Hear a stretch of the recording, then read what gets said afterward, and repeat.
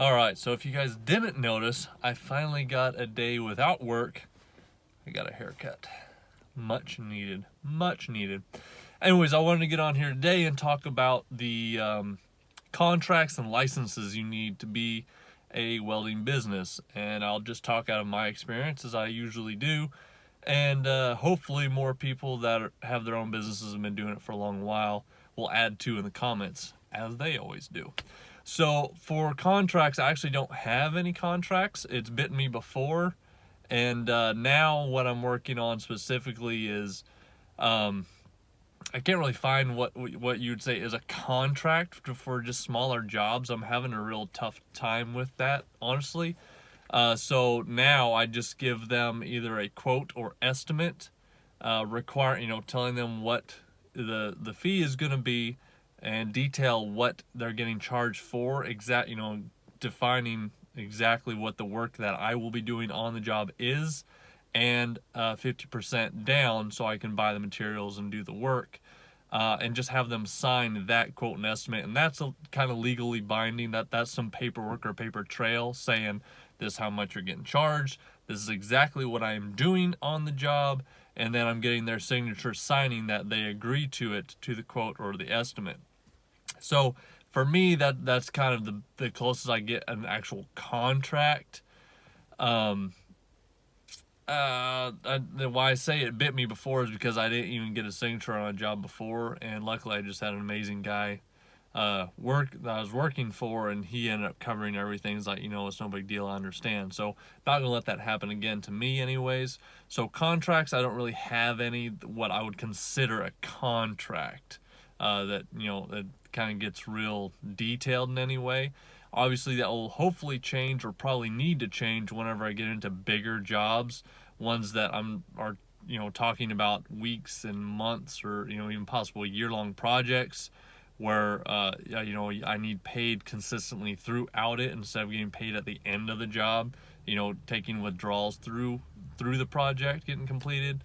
I'll probably need to get more serious about that, and I'll obviously will probably need to take on an attorney at the time and kind of add that to my team. As of right now, I've got a great insurance guy that I talk with. I have a banker that I confide in, and I have a CPA. That's part of what I consider my team.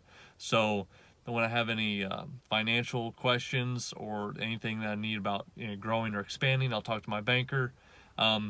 Anything that is any kind of tax related or financial planning concerned, I talk to my CPA. And as far as insurance, whenever I'm dealing with business insurance and my truck insurance, taking on employees, you got to have insurance for that and stuff like that, I talk to my insurance guy. And I'm able to cover most of my bases. The last thing that I'm actually missing is just an attorney, a lawyer, to have on my side for all the legal stuff when it gets into liabilities. I think those are 4 major pillars there. You got to be able to get money if you need it. You need an advisor for what you need to do with your money when you're making it, and how to plan for taxes. Insurance is going to cover you on anything that may or may not happen to you. You still got to pay it anyways. And then really an attorney, a lawyer, it's going to help you on the whole logistic or liability law side of it, which is a lot of it. You really don't want to get anything that's going to bite you. So I think that'd be a really good, 4 people to have on what I'd say is on your team, people that you can confide in and that help you grow your business. Now, as far as the insurance specifically, I was just talking about the contracts and the insurances, licenses, I should say, on getting started for work. If you're doing mobile welding at any kind of large scale, at least what I was getting into, you have to have in the state of Arkansas, I believe it's everywhere, but I can't swear by that. But for me, I had to have a general liability insurance with at least $1 million coverage. I'm not going to go into the details about that because I'm not an advisor or an insurance guy at all. I cannot tell you the specifics about it, hardly. I just know what it does for me. And that's probably what you need to talk to your insurance person about, is general liability insurance with at least $1 million, maybe even $2 million coverage. That's a way for you to look into it. You need to talk to them about. Licenses, I do not need a contracting license or even a subcontracting license here in Arkansas. I can do any residential work up to $2,000, and I can do commercial work up to $50,000 per project without needing a license here in Arkansas. So that's really where kind of my bread and butter is, specifically is in a lot of sub work. Specifically because, as we've talked before, I do not have the time to hunt down these jobs and to bid them out. It just takes so much. I wish I had someone else that was doing that for me, but it works out so well when you have a couple of general contractors that when they bid the jobs, get the jobs, they'll just call you up, say, hey, I got some welding, I need you to fill it, and you're like, oh, sweet, I'm there, and you go work for them. So subbing for me is a really good place to be, because you're playing in the big leagues, I would say, with money. You're not really working consumer, you're working more kind of with other businesses that have more liquid cash or larger working capital to get a project completed. So that's kind of, as far as licenses go, I don't carry any licenses. Haven't needed to as of yet. And even more interestingly for you guys, I don't have any welding certs right now.